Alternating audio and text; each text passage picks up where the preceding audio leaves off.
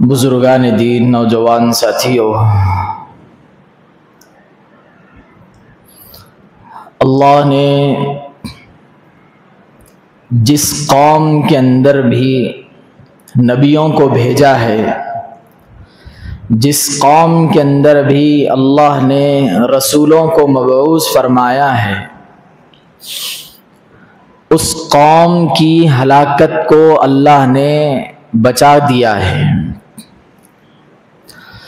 یا یوں سمجھ لیجئے کہ اللہ انبیاء اور رسولوں کو بھیجا ہی اس لیے ہے کہ امت کی بگڑتی ہوئی حالات کو درست کریں اور قبر میں اترنے کے بعد کی زندگی کو بہتر سے بہتر بنا کر ان کے سامنے پیش کر دے۔ جس قوم کے اندر بھی نبی اور رسول کا تذکرہ ہمیں ملتا ہے، اس قوم کے اکثر لوگوں نے اللہ کی اطاعت اور اس زمانے کے انبیاء و رسول کی اطاعت کر کے اپنی زندگی کو کامیاب اور کامران بنایا ہے۔ اب دیکھ لیں پچھلے کی امتوں کو اٹھا کر، جس نے بھی نبی کی اطاعت کو چھوڑا ہے یا پھر اس زمانے میں جو اللہ کے طرف سے آئے ہوئے اس نبی پر احکامات تھے اس کو چھوڑا ہے، پڑھ لینا اسلامی ہسٹریز کہ کس طریقے سے اللہ نے ان کا کام تمام کیا ہے۔ فار ایگزامپل آپ یہ سمجھ لیں کہ قوم سمود کو اللہ نے کیسے ہلاک کر دیا، قوم لوط کو اللہ نے کس طریقے سے برباد کر دیا، اور اسی طریقے سے کئی ایسے اقوام ہیں کہ اللہ نے ان لوگوں کو یک لخت ختم کر دیا۔ اب آپ بولیں گے کہ اللہ 70-80 ماؤں سے زیادہ پیار کرنے والے ہیں، تو پھر اس کا کیا جواب ہے؟ اس کا سب سے بیسٹ جواب یہی ہے کہ اللہ 70, 75, 80, 100 ماؤں سے زیادہ محبت اس وقت کرنے والا ہے کہ بندے کے اندر کوئی ذرہ برابر بھی اللہ کے علاوہ دل کے اندر داخل نہ ہو۔ اللہ کی ایک صفت، کئی صفتوں میں اللہ کی ایک صفت متکبر ہے، اللہ جلال والے ہیں، اللہ کی عظمت پوری عظمتوں سے بڑھ کر ہے۔ یہی چیز کو کلیئر کرنے کے لیے 1.25 لاکھ انبیاء زمین پر اترے ہیں، صرف یہ بتانے کے لیے فرسٹ آف آل یہ بات بتائی گئی لا الہ الا اللہ، پھر آگے کی باتیں آگے ہے، نہیں ہے کوئی معبود اللہ کے، بس کوئی اللہ دوسرا اللہ نہیں ہو سکتا، کوئی اللہ دوسرا معبود نہیں ہو سکتا، کوئی پروردگار ایک رب حقیقی کے علاوہ نہیں ہو سکتا۔ صرف اس بیس کو بتانے کے لیے 1.25 لاکھ اتار دیا اللہ، انبیاءوں کو اتارا۔ 1-2-4 انبیاء بھی اتر جاتے تو بہت کافی تھا اللہ کے ان بندوں کو سمجھانے، مگر اللہ اس کی عظمت اور اللہ اس کی اہمیت کو بتانے کے لیے یہ ثابت کیا کہ دیکھو رہتی دنیا تک چاہے تمہاری آنکھ کھلی رہے یا پھر تمہاری آنکھ بند ہو جائے، لا الہ الا اللہ ہی ہے، بس اس کے علاوہ کوئی دوسری چیز نہیں ہو سکتی۔ اس چیز کو ثابت کرنے کے لیے کئی رسول آئے، کئی انبیاء آئے۔ اب آگے چلتے ہیں کہ کتنے انبیاء اور رسول کو مان کر کہ اپنی زندگی کو ایک اونچے معیار پر لے جانے کے لیے ان کے صاحبان کتنے ہوئے یا پھر ان کے ساتھی کتنے بنے اور ان کے باغی کتنے بنے۔ نوح علیہ السلام کا آپ کو بہت زبردست اگزامپل دیا جاتا ہے۔ 950 سال یہ ذات محنت کر رہی ہے، 950 سال ایک آدمی کے پیچھے لگی ہوئی ہے کہ اللہ کا نام لے لو کامیاب ہو جاؤ گے۔ 950 سال کے اندر اتنی کشمکش، اتنی کڑن، اتنی فکر، اتنی اہمیت، اتنی جلال کے ساتھ ایک اکیلے اللہ کا نام لے کر چلنا اور یہ ثابت کرتے ہوئے چلنا کہ اس زمانے میں کوئی بت سے کچھ نہیں ہوتا، اللہ کی ذات کے بارے میں بتانا، پھر ایسے کرٹیکل سچویشن میں بتانا، یہ معمولی بات نہیں تھی۔ یہ اس وقت کا کلیجہ تھا حضرت نوح علیہ السلام کا، جو انہوں نے اتنے زمانے محنت کر دی، پھر آخر میں ان کے ساتھ کیا ہوا؟ خود کے بیٹے نے یہ کہا کہ میں ایک پہاڑ پر چڑھ جاؤں گا، مجھے بچانے والا تمہارا اللہ نہیں ہے، مجھے بچانے والا ایک اور ہے جو مجھے بچائے گا۔ قرآن فرماتا ہے یعصمنی من الماء، پانی مجھے بچائے گا، یا پھر میں پانی کے ذریعے سے آڑ میں آ کر کسی ایک ٹیلے پر چڑھ جاؤں گا۔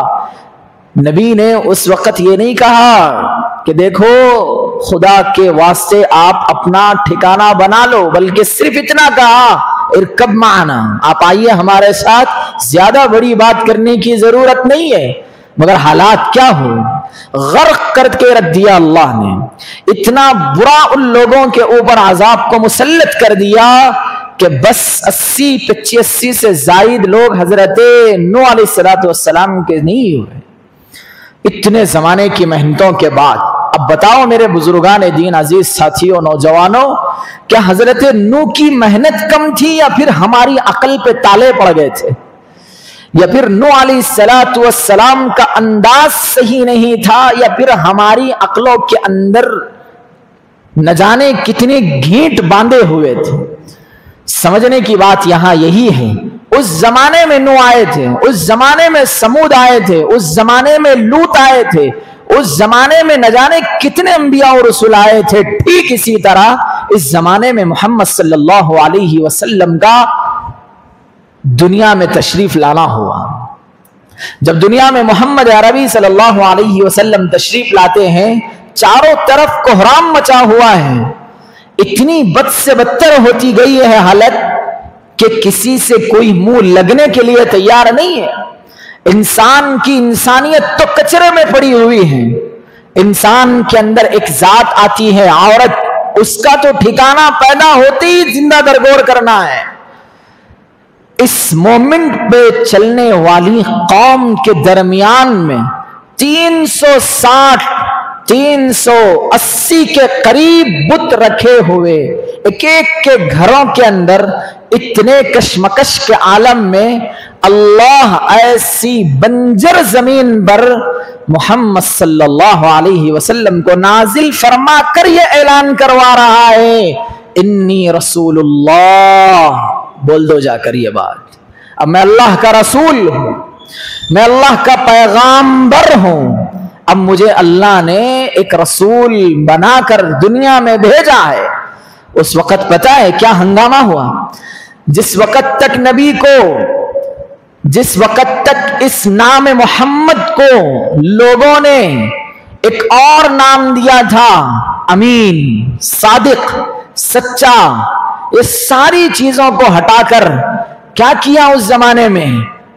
صرف اتنا ثابت کر دیا کہ تم ہمارے ساتھ جتنی محبت کا رویہ تم نے کیا ہے، کیا تم آج اس کا صلہ ہمارے ساتھ ایک اکیلے اللہ کے ہونے کی دعوت ہمارے ساتھ دیتے ہو؟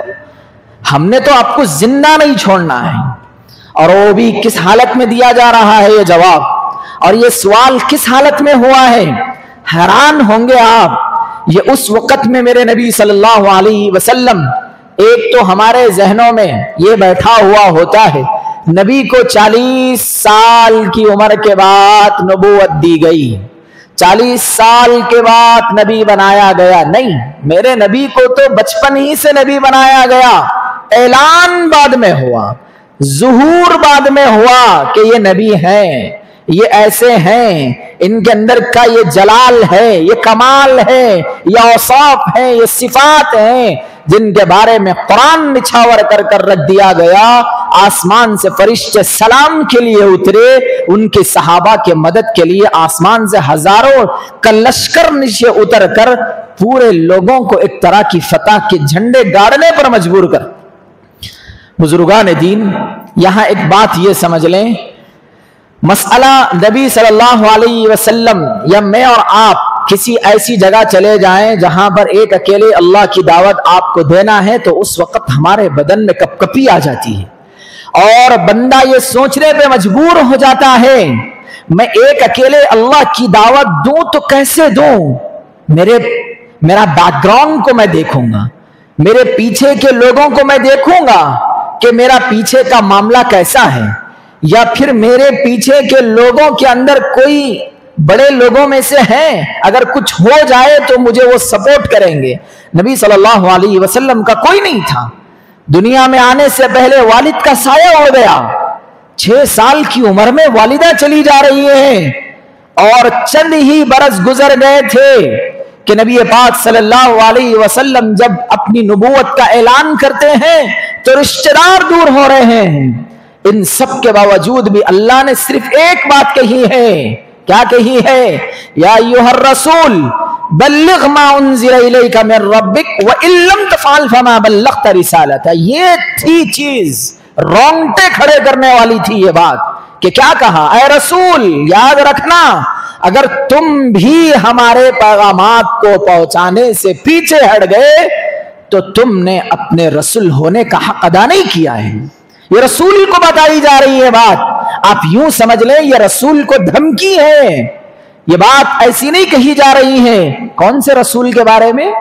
جس رسول کے بارے میں پورا قرآن نازل کیا گیا، محبت بھری باتوں کے قصے سنائے گئے، وَمَا أَرْسَلْنَاكَ إِلَّا رَحْمَةً لِّلْعَالَمِينَ کہا گیا، لَقَدْ كَانَ لَكُمْ فِي رَسُولِ اللَّهِ أُسْوَةٌ، ان کے اسوے میں تمہاری زندگی ہے کہا گیا، اس رسول کو بتایا جا رہا ہے فما بلغت رسالتہ واللہ یعصمک من الناس، کہ تم بھی اگر نہیں پہنچاؤ گے بات تو یاد رکھنا کہ تم بھی پکڑ میں آ جاؤ گے۔ یہ تھی بات۔ کیا تھی بات؟ صرف اتنی نہیں کہ آپ جہاں کہیں پر بھی رہو، یہ آنے والی امت کے لیے صبح قیامت تک کے لیے میسج فارورڈ کر دیا۔ اللہ نے کہا کہ تم جہاں پر بھی رہو اللہ کی دعوت دو، تم جہاں پر بھی رہو ایک معبود حقیقی رب کائنات اللہ رب العالمین کی عبادت میں اپنے آپ کو جھکاؤ، لگاؤ، کٹو اس کے اندر، یہ سمجھایا اللہ نے۔ پھر بعد میں کیا ہوا؟ ایک زمانے کے بعد اللہ کے نبی محمد صلی اللہ علیہ وسلم جب دعوت دینے کے لیے 3 سال تک تو اپنے ہی قبیلے کنبے میں دعوت دیتے رہے، یہ سمجھاتے رہے کہ اللہ کا ایک ہے، اللہ کے لیے اللہ نے جو بنائی جنت ہے وہ سچ ہے، جہنم بھی بنائی وہ سچ ہے۔ لوگوں نے جواب میں یہ کہا اگر آسمان میں اللہ نے جہنم بنائی ہے تو تھوڑی سی آنچ ہمارے گھر میں پہنچا دو۔ یہ بات تھی مذاقن، یہ بات تھی استہزاءن، یہ بات تھی نبی کو مذاق میں لینے والی باتیں، مگر نبی نے کوئی جواب ان کے لیے رپلائی میں یہ نہیں پیش کیا۔ اللہ نے آسمان سے قرآن اتار کر کہا اگر اتنی ہی دیر اشاری زبان پر ہے تو تھوڑا موت کی تمنا کر لو، اگر اتنا ہی تمہارے اندر جلوہ ہے کہ موت، اتنا ہی تمہارے اندر فکر ہے تو ذرہ آس سے کھیلنے کے لیے اپنی موت کی تمنا کر لو۔ پھر نبی نے اپنے پیاری زبان سے اللہ کے کلام کو پڑھ کر سنایا تو ہکے بکے رہ گئے۔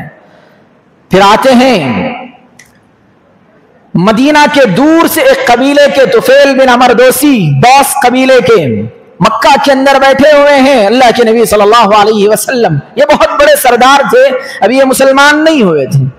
اب دیکھیے آپ محلے کے اندر اپنا بائیکاٹ ہو جائے تو کوئی بات نہیں ہے، مگر بائیکاٹ کرنے کے ساتھ ساتھ اپنے ان جو نہ جانتے ہوں ان کے سامنے بھی اگر ذکر کر دیا جائے کہ ان سے نہیں ملنا، یہ بڑے جادوگر ہیں، یہ ان کے پاس بڑے ہتھ کنڈے ہیں، تو آپ کو احساس لگانا مشکل ہو جائے گا کہ دل کے اندر کون سے زخم اور کون سے تیر چلے ہوں گے نبی پر۔ اتنا بڑا بادشاہ دوس قبیلے کا یمن کے علاقے سے آ رہا ہے اور اللہ کے نبی صلی اللہ علیہ وسلم کے مدینہ منورہ میں، اور یہ بات کہی جا رہی ہے مکہ المکرمہ میں، یہ بات کہی جا رہی ہے کہ محمد رہتا ہے یہاں، اس سے ملنا نہیں، وہ جب بھی کوئی بات کہتا ہے تو تمہارے دلوں کو جیت لیتا ہے اور وہ نہ جانے کون سا جادو کر جاتا ہے، وہ اسی کے فیور میں ہو جاتے ہیں۔ تو یہاں تک نوبت آ گئی طفیل کی کہ انہوں نے کہا اچھا، چونکہ طفیل اتنے بڑے قبیلے کے تھے، اتنے بڑے خانوادے کے تھے، یہ اپنی زبان میں مہارت رکھتے تھے، یہ اپنی لینگویج ٹنگ کے اعتبار سے مشہور تھے، یہ اپنی مادری زبان میں اتنے پاورفل تھے کہ ان کا کوئی مقابلہ نہیں کر سکتا تھا۔ تو جب ان کو یہ بات بولی گئی تمہاری زبان بھی پیچھے ہے، محمد اگر اپنی زبان کھولتا ہے تو تم بھی اس کے گرویدہ ہو جاؤ گے، تو طفیل نے کہا اچھا یہ میٹر ہے تو میں چل کر دیکھتا ہوں۔ اپنے کانوں پہ روئی ٹھوس لیا، کہا غلطی سے جب مکہ المکرمہ میں داخل ہوئے اپنے بودوں کی عبادت و پوجا کرنے کے لیے، نبی پاک کو اپنی نماز میں مصروف دیکھا یا پھر کوئی اور کام میں مصروف دیکھا تو فوراً کہا کہ یہ چہرہ جھوٹا نہیں ہو سکتا۔ کیا کہا؟ سردار ہے منافقوں کا، اللہ پہ یقین رکھے بغیر زندگی گزارنے کا، وہ کہہ رہا ہے ابھی ان کو معلوم نہیں ہے یہ محمد ہے، یہ چہرہ جھوٹا نہیں ہو سکتا ہے۔ میں بھی اپنے خاندان میں اتنے بڑے بڑے کیس کو سالو کرتا ہوں، میں نے ایسا چہرہ نہیں دیکھا ہے، چلو سن تو لیتا ہوں وہ کیا کہہ رہا ہے۔ جب نبی صلی اللہ علیہ وسلم کے قریب آئے اور نبی صلی اللہ علیہ وسلم کے پاس بیٹھے، پاس بیٹھ کر صرف اتنا کہا کہ تم کیا کہتے ہو، مکہ کے اندر نئے نظر آتے ہو۔ انہوں نے کہا اعوذ باللہ من الشیطان الرجیم بسم اللہ الرحمن الرحیم۔ پھر انہوں نے صرف اللہ کی تعریف میں اتنا کہا احمدہ واستعینہ واؤمن بہ واتوکل علیہ واعوذ باللہ من شرور انفسنا۔ یہ جملہ کہنا تھا، یہ چند جملے پڑھنا تھا کہ اس بڑے سردار کی زبان سے ایک آواز نکلی کہ اس کلمے کو اور دہراؤ، ان کلموں کو تھوڑا اور ایک مرتبہ کہیے اپنی زبان سے۔ اپنی زبان پر نبی نے اس کو دوسری مرتبہ جاری کیا تو سڈن سے اپنا ہاتھ بڑھا کر کہا کہ محمد کہتے کیا ہو، ابھی مجھے کلمہ پڑھا دوں، میں نے آج تک ایسی زبان کسی کی نہیں سنی ہے۔ اور یہ اپنی زبان محمد کی نہیں تھی، یہ اللہ کی زبان تھی، یہ اللہ نے ان کے ذریعے سے زبان کو جاری کرایا تھا۔ یہ ہے اس زمانے کے سرداران منافق، اس زمانے کے بت پرستی کے اعلیٰ معیار پہ فائز ہونے والے بابا درویش، نبی کے ایک ایک جملے کو سن کر اپنی کایا پلٹ کر اور نبی کے ہاتھ پر بیعت لے کر گئے، آنے والے سال میں جب میں آؤں گا کہ کئی ہزار کو لے کر آپ کے ہاتھ میں اسلام قبول کراؤں گا۔ اب یہ واقعہ سنانا وہ بھی 12 ربیع الاول کے موقع پر، اس کا تو کوئی دور دور تک کنیکٹ نہیں ہے، مگر میرے بھائیوں کیا ہماری زندگی میں 12 ربیع الاول کا ایک ہی دن ایسا ہے کہ ہم نبی کو یاد کر لیں؟ کیا میرا تعلق میرے نبی کے ساتھ کیا صرف 12 ربیع الاول کی اثر تک ہے؟ کیا میرا تعلق میرے نبی کے ساتھ 12 ربیع الاول میں گاڑیوں کو بھگانے تک ہے؟ کیا میرا تعلق میرے نبی کے ساتھ 12 ربیع الاول میں لوگوں کو تکلیف پہنچا کر یا رسول اللہ کے نعرے لگانے تک ہے؟ اگر ایسا ہے تو میرے نبی کے ساتھ سچی محبت نہیں ہے، اللہ کی قسم۔ میرے نبی کے ساتھ تو سچی محبت یہ ہے کہ عزم کر کے اٹھیں، آج اس جمعہ کی نماز سے پہلے دلوں پہ ہاتھ رکھیں کہ میں اپنے نبی کے اوپر انشاءاللہ لاکھوں لاکھ مرتبہ درود پڑھوں گا انشاءاللہ۔ یہ ہے نبی کے ساتھ سچا عشق، یہ ہے نبی کے ساتھ سچی محبت۔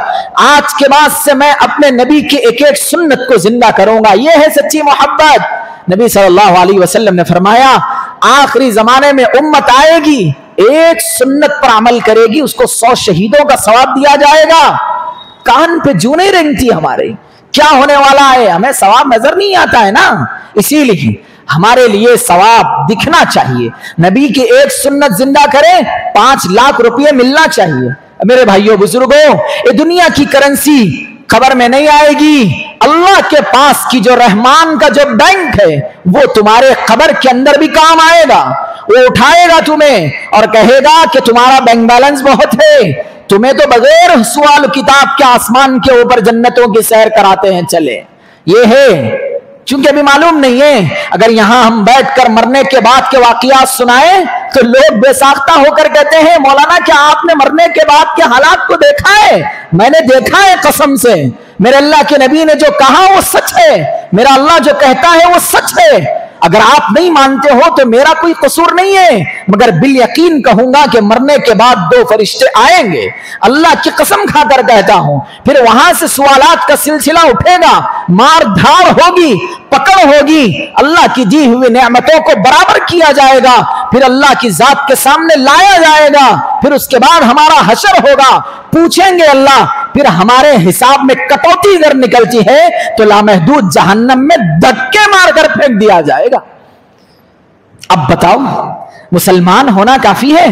سر پہ ٹوپی داڑھی رکھنا کافی ہے؟ جبہ قبہ پہن کے نکلنا کافی ہے؟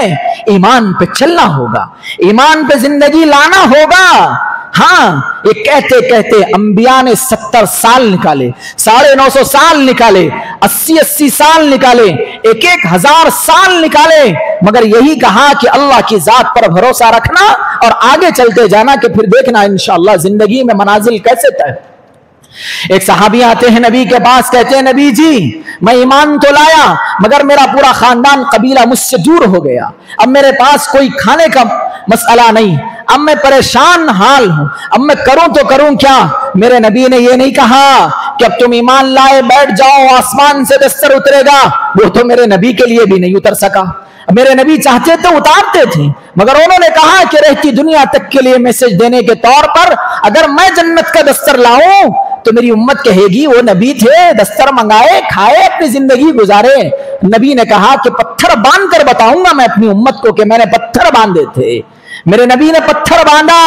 آج ہے کوئی مسلمان جو اتنی سچویشن میں اپنی زندگی گزار رہا پھر بھی میرے نبی عصر کی نماز نہیں چھوڑ رہی، پھر بھی میرے پیارے نواسے نبی صلی اللہ علیہ وسلم کے اپنی گردن کو کٹا رہی، ایک نماز کو چھوڑنے کے لیے راضی نہیں ہے؟ کیا اس سے خطرناک حالات بنے ہیں ہمارے؟ کہ ہمیں مسجد پہ آنے کے لیے کوئی بم بارود سے مار رہا ہے، یا پھر ہمارے جسم کو چھلنی کر رہا ہے، یا پھر ہمارے لیے پانی کو بند کیا ہوا ہے؟ کیا ہمارے لیے مسجد کے دروازے بند ہیں؟ نہیں نا۔ کیوں ہماری نمازیں چھوٹ گئی؟ کیوں نبی کے ساتھ محبت کا دعویٰ چھوٹ گیا؟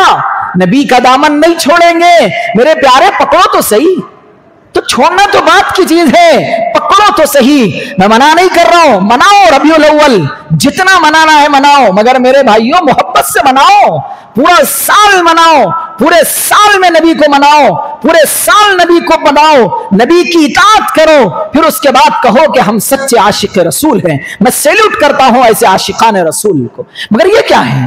اپنی زندگی کا 1 تھاٹ پورا نکل گیا، 40 سال کی نماز غارت، 40 سال کے روزے غارت، 40 سال کے اندر کی عبادتوں کے لقوے مارے گئے ہیں، مگر نہیں، ہمارا مسلمان تو صرف 12 ربیع الاول کے انتظار میں ہے۔ اب ہمارا مسلمان ایک طرح کے جنون کیفیت کے ساتھ آتا ہے اور یہ کہتا ہے کہ ہم اپنے نبی کے سچے عاشق ہیں، ہوں گے بابا، مگر یاد رکھو میرے نبی کا سچا عاشق صحابہ سے زیادہ تم نہیں ہو سکتے، میرے نبی کے سچے عاشق میرے پیارے حسنین کریمین سے تم نہیں ہو سکتے، میرے پیارے نبی کے عاشق میرے نبی کے ایک ادنا صحابی کے برابر نہیں ہو سکتے۔ مگر مجھے بتاؤ، کیا میرے نبی کے اس دنیا سے جانے کے بعد میرے پیارے صحابہ کی نمازوں کے غارت، یعنی مطلب ان کی نمازیں ختم ہو گئی تھی، یا پھر میرے نبی صلی اللہ علیہ وسلم کی نمازیں ٹوٹ کے پھوٹ چکی تھی؟ نہیں نا۔ کیوں نہیں؟ اسی لیے کہ میرے بھائیوں کہ انہوں نے اپنی نمازوں کو مقدر رکھا، اپنی نمازوں کو مقدم رکھا۔